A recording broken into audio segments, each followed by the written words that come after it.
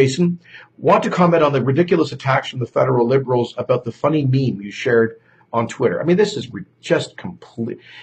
Some of these people, I think, are just losing their minds. If any of you folks are on Twitter or social media, you will have seen a meme is a picture, typically an image with making some kind of a political or social point. And right now, the most viral meme, that is to say, the most commonly posted image on Twitter, is from a stock photo of a girlfriend upset with her boyfriend because he's looking at another woman.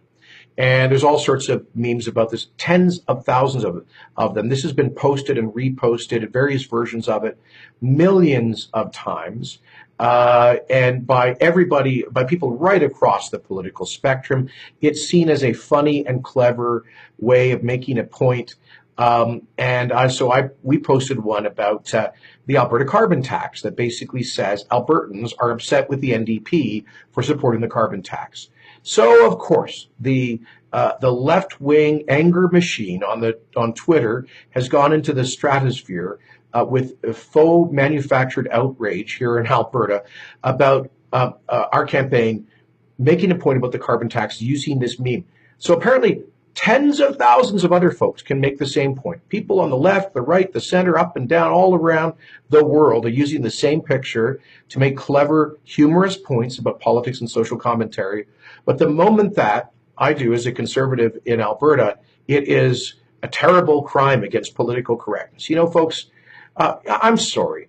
I am not now and not ever am I going to back down to the angry voices of political correctness in this province. I mean, these people need to grab a sense of humor, a sense of perspective. And by the way, if there's anything to be upset about, it's an NDP socialist government that has imposed the largest tax increase in Alberta history on this province without ever having mentioned it in the last election. The carbon tax constitutes the single largest lie, in the biggest misrepresentation in Alberta political history.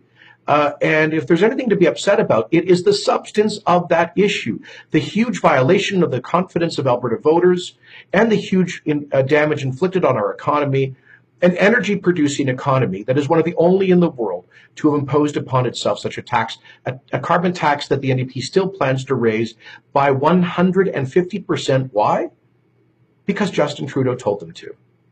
So the NDP brought in a $20 a ton carbon tax on January the 1st of this year. They plan to raise it to $30. And then Justin Trudeau said, yeah, I'd like you to raise it to $50 a ton. And Premier Notley's government replied by saying, okay, sure, no problem.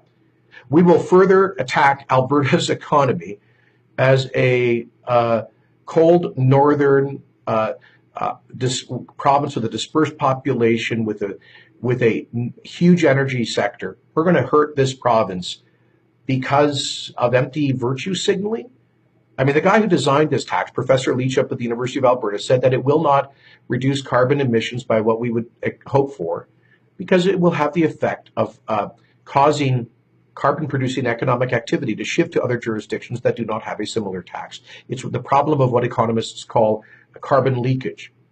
And we've seen a lot of that leakage, $34 billion of foreign investment that has moved from the Alberta oil and gas sector to the energy sector in other jurisdictions around the world, like Iran and Kazakhstan, Texas and North Dakota, that do not have carbon taxes. So all the faux outrage by the angry lefties on Twitter, it should be directed at a socialist government that lied to Alberta voters about their intention on imposing this biggest tax increase in our history, and killing jobs along the way. So I'm going to use humor. I'm going to use so-called memes and the social media to make creative, compelling points to hold this NDP government to account for its job-killing policies, including the carbon tax. And I will not apologize for that.